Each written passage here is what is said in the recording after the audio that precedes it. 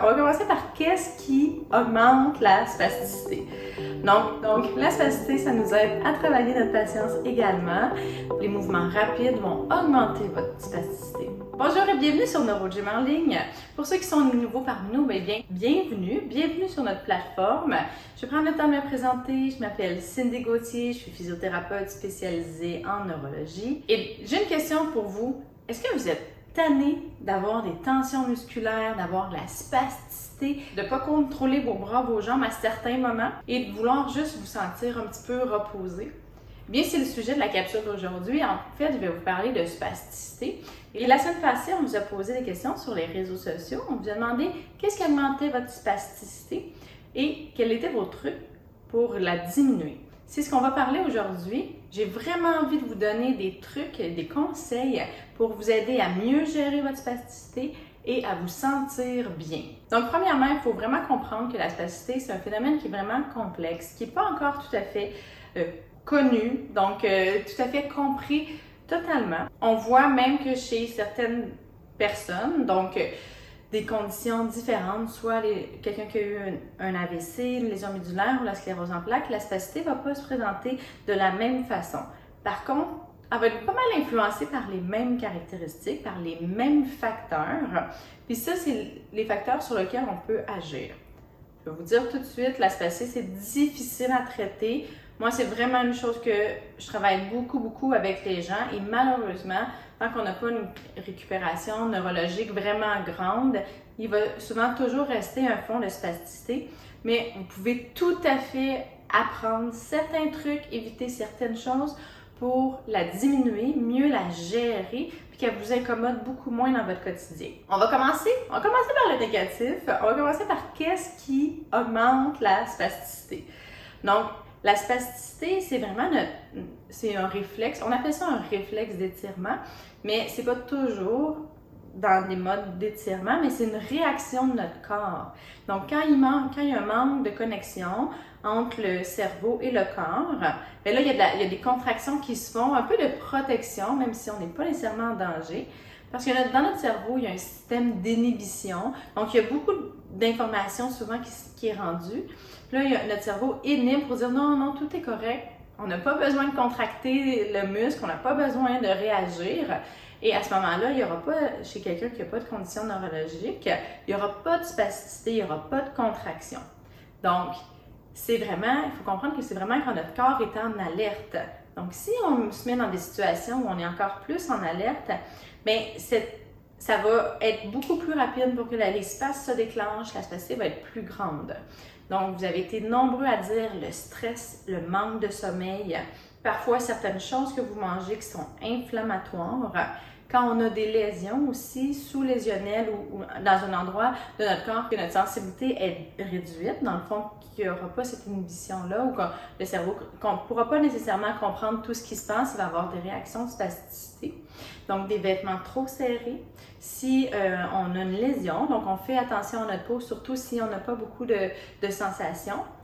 Puis, chez certaines personnes, la spasticité va augmenter dans certains contextes physiologiques. Donc, quand vous allez avoir envie d'uriner, c'est comme ça que les gens paralysés qui sont paraplégiques ou tétraplégiques, par exemple, qui ont une tétraplégie, vont se rendre compte que c'est le temps d'aller faire leur cathéter parce qu'ils vont avoir un tonus, leur corps va avoir un petit peu plus de spasticité, ils vont le savoir. Donc, s'il y a une sonde à vider, si vous avez besoin d'éliminer, donc d'aller à la salle de bain, vous allez avoir plus de spasticité. Bien sûr, comme on l'a dit, tout ce qui est stressant. Donc, aussi, quand on fait des exercices, ça c'est une chose, c'est dans un contexte particulier, mais ça arrive vraiment beaucoup que quand on fait des exercices, on essaye tellement fort que la personne essaye vraiment fort et au lieu, par exemple, d'ouvrir les doigts, mais les doigts vont se refermer à cause de la spasticité parce qu'ils essayent vraiment très fort. Je vous donne un truc tout de suite. Vous pouvez aussi essayer de relâcher la spasticité puis allez-y vraiment plus doucement. Honnêtement, ça marche vraiment bien. Ça demande beaucoup de concentration, mais ça fonctionne vraiment bien. Donc, quand on fait des efforts intenses, on va avoir plus de spasticité. Donc, certaines personnes à la marche, par exemple, ils vont être très relax sur le divan, dans leur chaise, puis ils n'ont pas de spasticité, puis à la minute qu'ils se lèvent debout, puis qu'ils commencent à marcher, là, la jambe est très raide, le bras se plie. C'est normal, c'est tout à fait, c'est comme ça que ça fonctionne, la spasticité, mais il y a des trucs pour la réduire. Également, quand on s'énerve. Donc, justement, si vous avez beaucoup de spasticité à l'effort, puis que vous essayez vraiment, vraiment fort, puis que là, ça vous frustre, mais il va en avoir encore plus. Donc, la spasticité, ça nous aide à travailler notre patience également. Donc, c'est important ces choses-là. Vaut mieux quand on fait un exercice, s'arrêter et recommencer plus tard ou prendre une bonne respiration, se calmer et recommencer. Vous allez avoir un meilleur contrôle moteur sur vos membres, sur la partie du corps que vous voulez travailler. Fait que, cela dit, regardez dans votre quotidien, puis regardez les événements ou les moments où est-ce que là, vous avez plus de spasticité. Puis à ce moment-là, vous pouvez changer quelques paramètres par rapport à ça. S'il y a des contextes qui vous mettent un peu plus en alerte ou qui vous fâchent, qui vous font vivre des émotions plutôt négatives ou trop fortes, évitez ces choses-là, ces contextes-là, essayez de travailler sur ces aspects-là, ça va faire une bonne différence. Mais également, sur quoi on peut travailler au niveau physique, là. Donc, quand nos muscles sont souples, donc qui sont moins tendus, ils vont être moins réactifs. Donc, les étirements, c'est vraiment très bon. Il faut des étirements longs, puis c'est à refaire. Donc, on va voir souvent une diminution de la spasticité à court terme. Sachez par contre que sur le long terme, il faut plusieurs facteurs, puis c'est très difficile de diminuer complètement la spasticité. Mais sachez que c'est normal. Donc, mais faire des étirements régulièrement, des étirements d'une longue durée. Donc, on tient longtemps. Souvent, moi, je vois des gens qui font des mouvements comme ça. En fait, les mouvements rapides vont augmenter votre spasticité. Donc, faites attention à ça. On veut être lent, on veut être calme. Également, la mise en charge. Donc, mettre du poids sur nos jambes, sur notre main. Ça aide à la connexion avec le cerveau. Puis, si le cerveau a plus d'informations, il va pouvoir plus inhiber, mieux comprendre, puis moins faire de spasticité, si on peut dire ça comme ça. C'est pas tout à fait comme ça, mais c'est comme un des principes. Donc, on peut faire des massages doux également. Quand on a un grand spasme qui apparaît, là, moi, ce que je fais souvent aux gens, c'est que je vais étirer. Sinon, on peut faire une pression profonde, continue sur le muscle pour lui dire « Non, là, c'est le temps de se relâcher ». Fait que ça fonctionne quand même bien. Sachez que chaque personne va répondre différemment, donc il faut faire des essais-erreurs, puis c'est normal.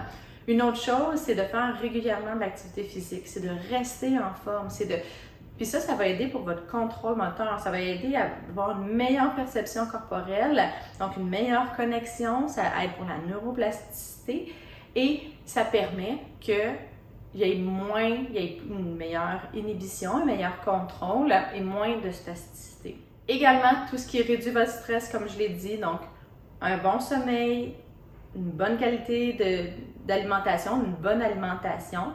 On évite les stimulants, donc le café, l'alcool, si on a beaucoup de spasticité. Et bien sûr, il y a de la médication. Donc, il faut en parler avec votre médecin.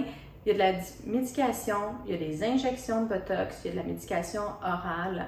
Puis dans les cas extrêmes, on peut même avoir une pompe à baclofen par exemple. Et ça, c'est toutes des choses que vous allez discuter avec votre médecin. Mais sachez que la spasticité peut être utile. Ça peut être utile dans certaines fonctions pour vous mettre debout, par exemple, faire un transfert à l'auto. Et ça garde aussi les muscles sains. Donc, ça fait des contractions musculaires, ça active la circulation. Donc, ça peut être utilisé également pour garder une bonne masse musculaire. Fait qu'il ne faut pas voir la spasticité comme étant quelque chose de négatif complètement et qu'il faut éliminer à tout prix. On peut l'utiliser, ça peut devenir votre ami, mais ça en la gérant bien, en évitant qu'elle perde la tête. On la contrôle, on lui enseigne quand on veut l'utiliser et on lui dit de se calmer quand c'est le temps. Avec des trucs, on se relaxe. On prend des bonnes respirations, on se calme, on étire doucement notre muscle. Vous pouvez également mettre de la chaleur si jamais vous avez beaucoup de tension parce que c'est des contractions musculaires qui sont fortes. Donc, c'est comme si vous faisiez de l'activité physique. Vous pouvez avoir des tensions musculaires qui se développent dans les muscles spastiques. Alors, à ce moment-là, vous gérez ça comme n'importe quelle tension musculaire. Vous pouvez mettre de la chaleur Mais faites attention, on ne met pas tout ça trop chaud, surtout si vous avez une diminution de la sensibilité. Voilà, j'espère que ça répond à vos questions. J'espère que ça vous donne des pistes de solutions pour gérer vous-même votre spasticité. Une journée à l'autre, la spasticité est très différente. On peut réagir bien à certaines choses, moins bien à d'autres choses. On peut avoir beaucoup de spasmes, un grand tonus, alors que le lendemain, on n'en a presque pas. C'est normal, on s'ajuste. Dites-vous que c'est normal, ça va vous aider à accepter la situation ou à pas la catastrophiser, à dire ok, c'est correct. Puis demain, ça sera une meilleure journée. On profite des bonnes journées, on s'en met pas trop sur les épaules quand on a une moins bonne journée puis qu'on a plus de difficultés à faire nos tâches parce qu'on a plus de tonus. Donc voilà, avec tout ça, vous avez maintenant des trucs et des astuces pour reprendre le contrôle de votre corps et diminuer vos spasmes et vous sentir beaucoup mieux. Je vous invite à essayer les différents trucs et à me dire en commentaire qu'est-ce qui a le mieux fonctionné pour vous. Et également, si vous avez des questions, vous voulez que j'aborde d'autres sujets par rapport aux conditions neurologiques ou à la spasticité précisément, je vous invite à m'écrire toutes vos questions en commentaire. On les note toutes et on va faire des vidéos pour y répondre. Donc, si vous avez aimé la vidéo, je vous invite à faire un pouce sur la vidéo. Je vous invite surtout à vous abonner à notre chaîne YouTube pour être mis au courant de toutes les nouvelles vidéos, pour faire partie de notre belle communauté et échanger en commentaire avec nous ou avec les autres. Donc, on essaie vraiment de bâtir une belle communauté de gens qui veulent se prendre en main leurs conditions neurologiques ou leur bien-être général. Donc, on a plus de 700 vidéos et on va en faire encore plein. Donc, selon vos commentaires et vos besoins. Donc, soyez des nôtres. Sur ce, je vous souhaite une excellente journée. Je vous dis à bientôt. Au revoir!